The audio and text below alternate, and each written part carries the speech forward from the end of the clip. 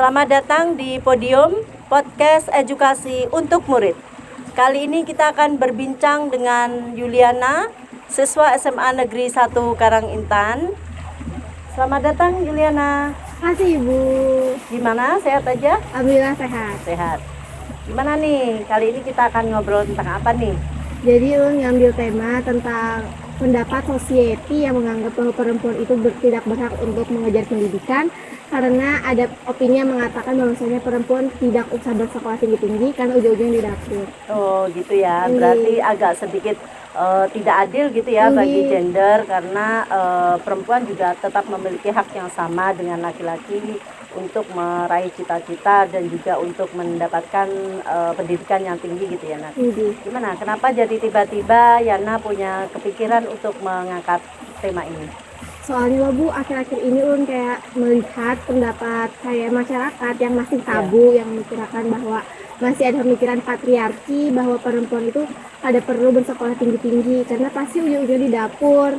Padahal kalau misalkan banyak pendapat yang kayak itu pasti kan bakalan membuat perempuan merasa kayak ada adil. Karena pasti kan setiap perempuan pasti punya cita-cita, berhak menggapai semua karir yang mereka inginkan. Iya, betul-betul. Terus Yana berbicara seperti ini apakah memang ada kejadian atau mungkin ini memang terjadi pada Yana sendiri? Lebih ke sering terjadi di luar Bu Ai. Oh gitu ya. Kalau ulun pribadi alhamdulillah kayak masih kawa, bener didukung aja. Masih bisa gitu ya, mendukung aja keluarga. Oke. Jadi barangkali di luar sana, entah itu di masyarakat Karangintan atau mungkin di luar sana masih ada beberapa sosial ya, society yang memiliki pandangan seperti ini. Jadi ini salah satu yang menjadi kegelisahan Yana ya, sehingga ini patut untuk kita perbincangkan di sini, gitu ya. Terus gimana? Menurut Yana, gimana? Apalagi yang bisa diobrolkan di sini? Menurut Ulun kayak perlu untuk dihapus pemikiran-pemikiran itu, karena kalau misalkan perempuan punya cita-cita, terus pengen ngejar pendidikannya, otomatis kan bakalan berpengaruh lawan sumber daya manusianya juga. Kalau sumber daya manusianya berkualitas kan pasti ada kemajuan di Indonesianya. Betul sekali. Jadi begitu ya, perlu perubahan mindset dari masyarakat gitu ya, terutama mungkin masyarakat di perkampungan mungkin ya, Yana ya. Karena kalau di perkotaan banyaklah yang sudah peka terhadap pendidikan gitu. Banyak yang tidak memiliki tidak mempermasalahkan gender lagi, sehingga laki-laki dan perempuan memiliki kesempatan yang sama gitu ya, yang setara.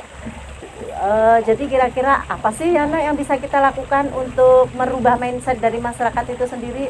Yang jelas pastinya perlu kayak ngasih nasihat ke orang-orang tua atau masyarakat luas supaya punya pemikiran yang lebih besar lagi. Karena kalau misalkan dari orang tuanya pemikirannya mendukung anak perempuannya untuk mengejar pendidikan, pastinya kan orang tua yang lain bakalan mendukung juga, yang akan berpengaruh ke lingkungan yang lebih luas lagi. Gitu ya. Tapi biasanya masyarakat itu namanya orang tua ya, kadang-kadang cara berpikirnya agak sedikit berbeda gitu ya dengan anak-anak muda. Jadi kadang kalau diberi masukan, saran gitu oleh anak-anak yang di usianya di bawah dari mereka itu mungkin agak sedikit strict gitu ya, tidak menerima. Kira-kira ada nggak sih triknya dari Yuliana gitu untuk supaya bagaimana sih mindset masyarakat itu bisa diubah gitu, dengan mungkin dengan memberi contoh langsung. Yuliana memberi contoh langsung bahwa ini loh contohnya bahwa perempuan tuh memang layak untuk mendapatkan kesuksesan sama seperti laki-laki, mungkin begitu.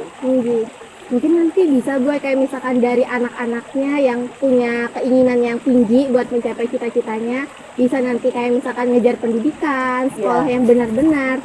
Nanti kalau misalkan si perempuan yang sebagai siswa ini punya prestasi, pasti kan anak-anaknya bakalan terdorong untuk mencapai cita-citanya yang bakalan ngaruh ke orang tua. Mungkin bisa dari situ dulu. Oh gitu. Jadi dari si orang tua itu sendiri gitu ya. Jadi artinya biasanya kalau anak yang merengek-rengek pada orang tua, katakanlah begitu ya, mungkin orang tua mau mendengar. Jadi bukan dari orang lain gitu, tetapi dari anaknya itu dulu.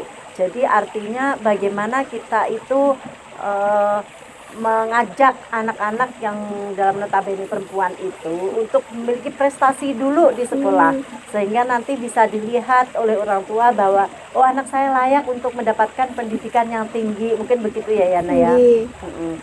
Terus kira-kira gimana nih, apakah ada caranya dari Yana sendiri? Ini di SMA Negeri 1 Karangintang ini banyak Yana teman-teman Yana yang kurang memiliki motivasi yang tinggi untuk belajar, karena barangkali berawal dari kurangnya perhatian dari orang tua, beberapa orang tua ya, tidak semua, terhadap pendidikan anak, sehingga mereka sudah merasa a priori terlebih dahulu sebelum itu disampaikan ke orang tua, mereka sudah ketakutan pasti tidak akan diizinkan, tidak akan dibolehkan. Nah, dari kita ini nak yang punya greget, yang punya pemikiran bahwa ini perlu dirubah, gimana nih? Mungkin bisa untuk teman-teman yang di sekitar, mungkin bisa diajak kayak belajar bareng, terus kayak dikasih sekedar nasihat atau motivasi, karena kan kalau misalkan kita berteman sama orang yang pintar, pasti kita bakalan kena pintarnya juga. Ya, nah, kita sebagai yang memiliki motivasi yang tinggi, kita bakalan mempengaruhi masyarakat luas, misalkan kayak teman-teman kita sekitar yang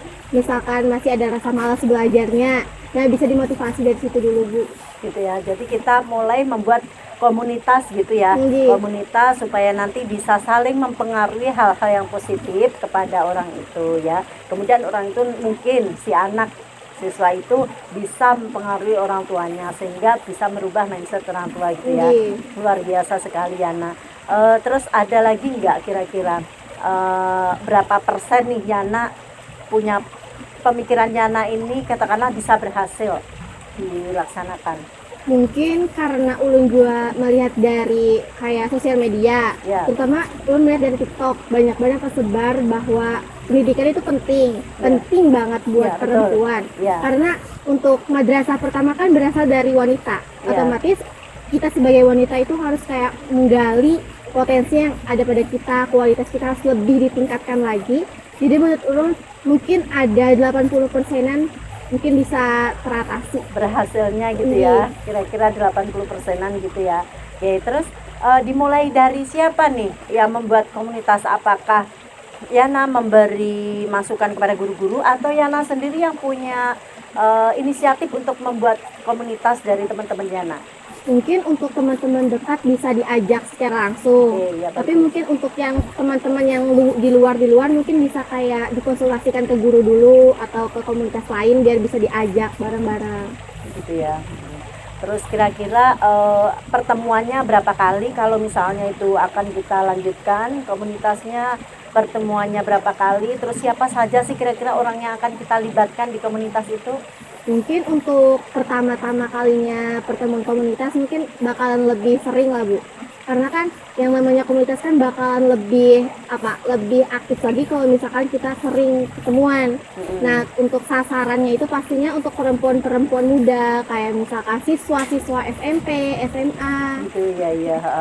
Terus kira-kira perlu nggak kita membuat program dari pertemuan itu, buat program yang terjadwal?